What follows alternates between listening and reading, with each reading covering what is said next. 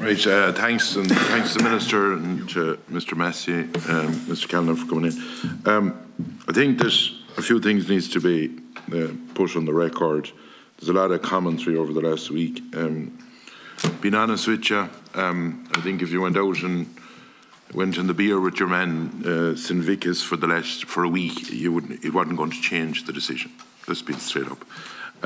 For the simple reason, we sent over a document on water quality that their scientific and their legal people looked at, and they made a decision. And didn't even the Commissioner. I think if people knew the truth of what goes on over there, because we met a few commissioners, and it's frightening, and I'm putting that on the record. In my opinion, it's frightening if some of the stuff that we heard comes to pass in the line of single farm payment, which is starting Friday week. I'd like your comment on that, Minister. A remark was made to us that basically they're going all environmental, and like if Pillar 1 goes all environmental, then we're in trouble. In the line of the derogation, when we met the guy, St. Vickis or whatever his name is, the 250, he said Ireland applies as a country. We don't regional anthem, right? And we just need to clarify one bit from Tim's statement, because what he stated was, we were saying, can we revisit this? And he said, you'd have to have new evidence, and you would have to basically go to a vote of the 27 members. And what he told us bluntly, that there's 23 or 24 of them has no derogation, and there'll be no way they'd support you, to be quite. He was very blunt about it. In my opinion, and I'd like your views on this, Minister, and I'm saying this to all farmers and all farmer organisations, there is a battle in 2 years' time to hold the 220, in my opinion. And I would ask everyone, whatever needs to be done, and the one part of it, Minister, that I'm going to ask in you, that a body that's given the stuff to Europe, and I'm not a scientist, but a body that comes out politically and talks about telling people not to eat meat is gone political. And I am asking you, would funding be given to the likes of Teagasc to do independent reports or independent research? Because let's call a spade, in our water quality monitoring, there is about 700 to 800 rivers not tested in Ireland.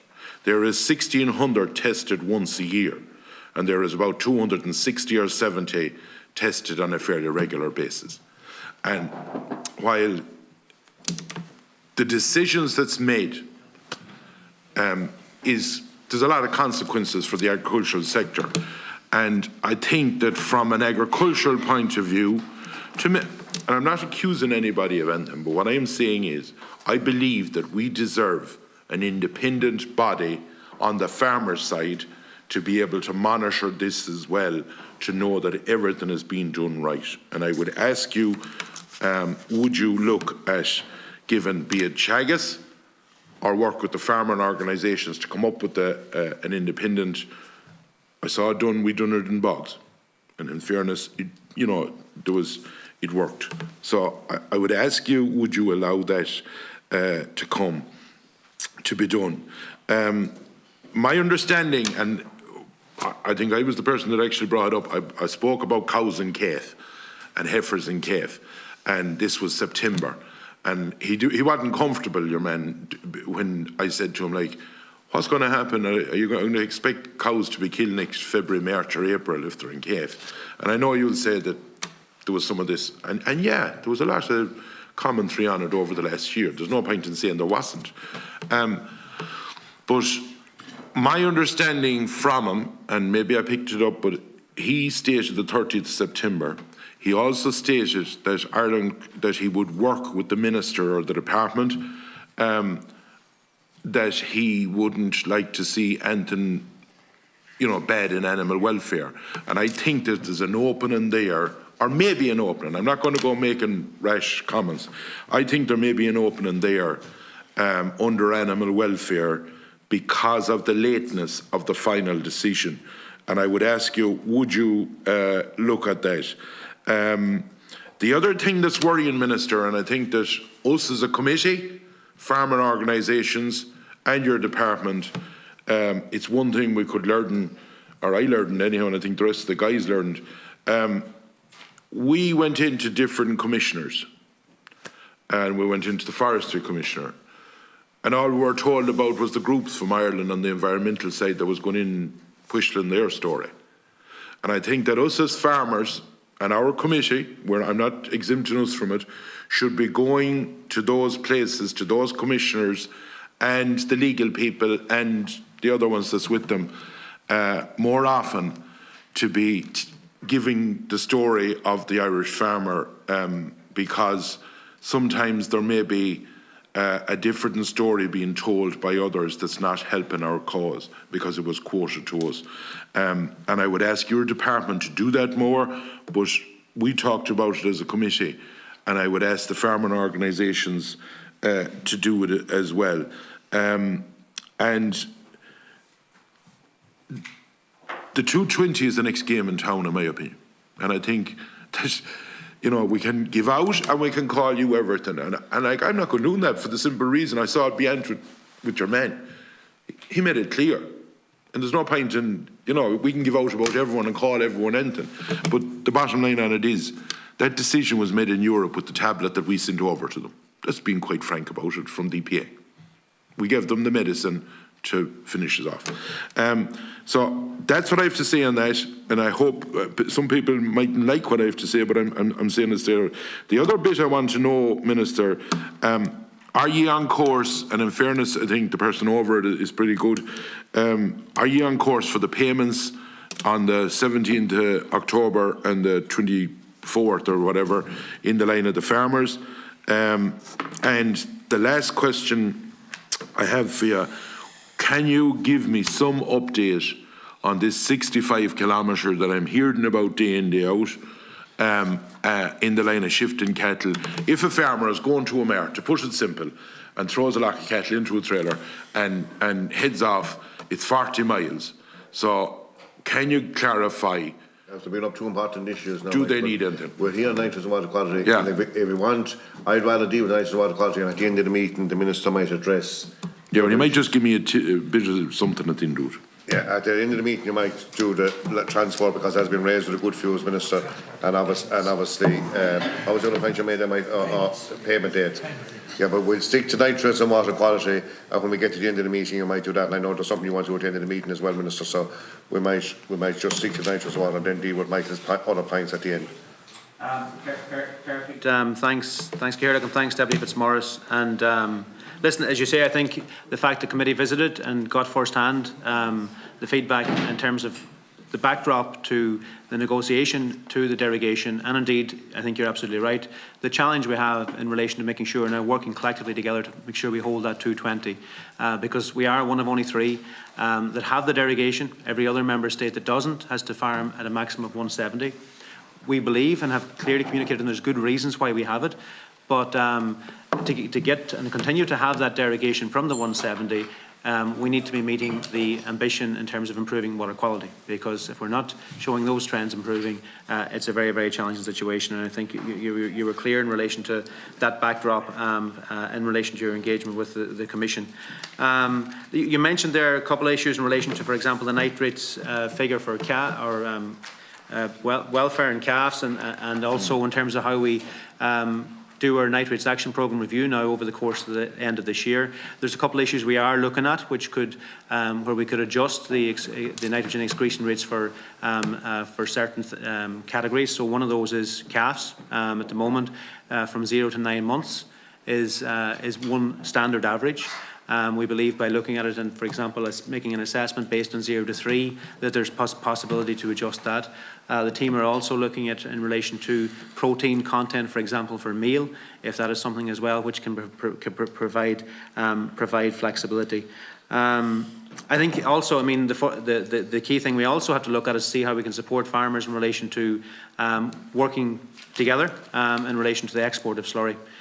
We already have about 6,500 farmers which which do export some slurry. It's much more challenging in some parts of the country where there isn't the same land available. It varies throughout the country. Some parts of the country, obviously, there isn't the same opportunity to export because there isn't the same tillage land, for example. But there is potential in some parts of the country to see how we can integrate that better and to see how we can make sure advisory services look to provide that support. In relation, you made the point in relation to the cap and the single farm payment, you discussed that with the Commissioner, and certainly that's a discussion that is kicking off now, shortly. And there's no doubt about the trend that we've seen in the last couple of caps in relation to Pillar 2 becoming more important, and indeed eco schemes entering Pillar 1. And that's something certainly at a national level we'll be, and I'll be making and have already made my position clear in relation to the importance of both those pillars in relation to support for farmers. And then, listen, I'll come back to the other points at the end of the meeting. Right, just one, I think I have 4 or 5 minutes left. In relation to the big problem here is the small family farm that's getting hammered, and we have to make sure we try and protect this family farm. In relation to, are you looking at class and calves? Is it as like I think a year old or between a year and 2 years is at 55 on the thing. Like, it's a woeful high figure. If a calf is 24, it's an awful high figure for the what we'd call the yearling or the year and a half.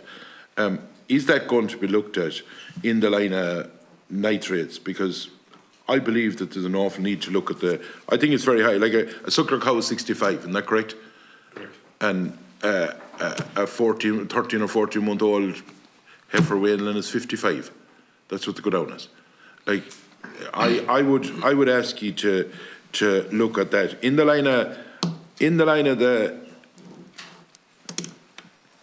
I believe, Minister, there's an opportunity, and I think the committee, the guys that came out, Jackie and Paul and Tim, with us to Brussels, I think there's an opportunity under animal welfare to make a case to be able to work with the Commission on that. I might be wrong. I'm not going to be, saying something. And the other thing you didn't address that I'd like you to address is, would you be prepared with the likes of Chagas or speaking with the farmer organisations to put a fund together to get an independent analysis of water?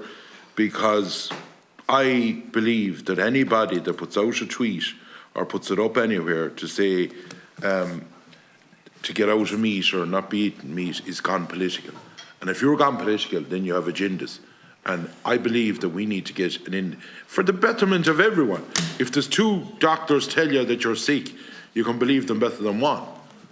And I'm asking you, would you be able to put a fund together for Chagas or for or an independent company to look at it, or body along to work with the farmer organisations?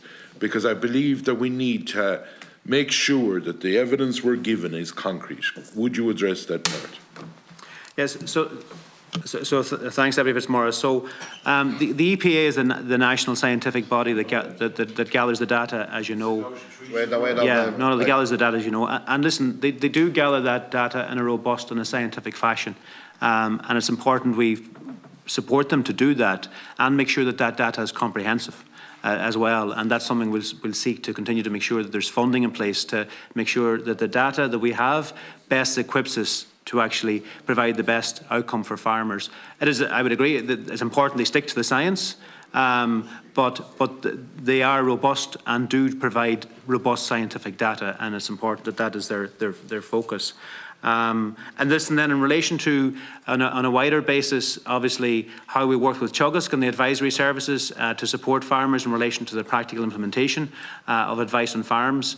We're significantly doing that, but also we recently announced there a new €60 million water project as well, which will see systems and services put in place to work directly with farmers and indeed to pay farmers for actions they'll be taking at farm level through the EIP funding in areas of the country which most require that extra assistance and work. And that's a very significant investment, Deputy Fitzmaurice, which I expect to see significant results from as well.